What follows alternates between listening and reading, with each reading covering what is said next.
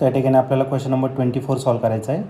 तर question number 24 दिलेला आहे. 2 Spears S1 and S2 have same radii but temperatures are T1 and T2 respectively.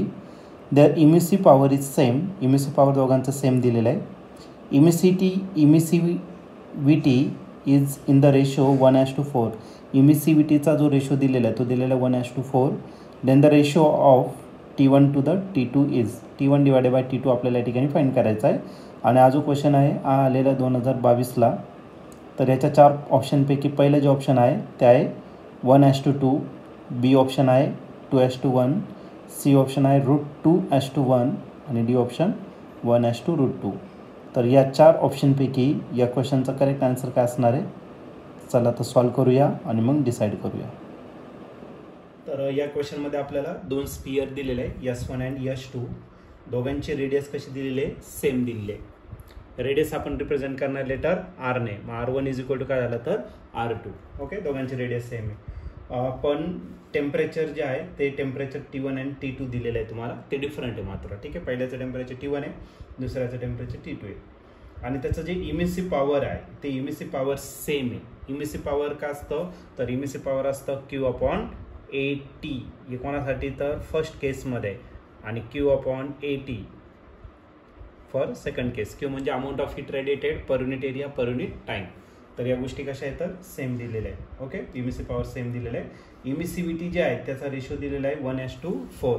इमिसिव्हिटी E ने represent करतो. E1 divided by E2 जो घेतला तर तो असेल किती तर 1/4 इतका दिलेला आहे. तर आपल्याला रेशो फाइंड करायचं T1/T2 आपल्याला फाइंड करायचं आहे. Ratio T1 divided by T2 याचा रेशो आपल्याला फाइंड करायचा आहे. तर या केसमध्ये आपल्याला स्टीफन्स-बोल्ट्झमन लॉ या ठिकाणी यूज करायचा आहे. आणि स्टीफन्स-बोल्ट्झमन लॉ काय? Amount of heat radiated per unit area per unit time is directly proportional to the 4th power of its absolute temperature. आणि जर ऑर्डिनरी बॉडी जर घेतला ई घ्यावा लागेल सिग्मा आणि हा T⁴. 4th पॉवर टेम्परेचर आहे पण या ठिकाणी कॉन्स्टंट काय घेतलं सिग्मा. आणि ऑर्डिनरी बॉडी असेल तर ई पण तुम्हाला या ठिकाणी घ्यावं लागेल. पण दिलेल्या कंडिशनमध्ये काय आहे तर दिलेल्या कंडिशनमध्ये आहे Q/AT जो आहे पहिल्या केसमध्ये आणि Q/AT दुसऱ्या केसमध्ये. हे दोन्ही कसे सेम आहे म्हणजे याचा अर्थ ई सिग्मा T⁴.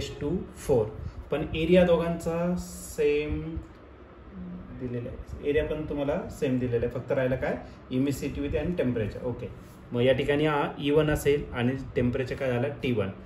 सिग्मा तर कॉन्स्टंटच राहील. सिग्माची व्हॅल्यू असते 5.67 × 10⁻⁻8 इतके. आणि दुसऱ्या केसमध्ये घेतलं E2 सिग्मा T2⁴ किती असणार 4. सिग्मा काय झाला कॅन्सल. मग राहिला कोणता तर एक काम करू आपण टेम्परेचर एका बाजूला घेऊ T1⁴ आणि त्याला डिवायडेड करू आपण T2⁴. आणि इकडे जो राहिला तो काय राहिला E2 डिवायडेड बाय E1. तर E2 डिवायडेड बाय E1 ची व्हॅल्यू दिलेली आहे आपल्याला किती तर ती दिलेली आहे आपल्याला E1/E2 ची 1/4 आहे. मग याचा रेसिप्रोकल जर घेतलं तर हा काय राहील फक्त 4 राहील. आणि हा काय राहिला T1 डिवायडेड बाय T2 त्याचा कितवा पॉवर 4th पॉवर. आता याचं 4th रूट घेऊन टाका.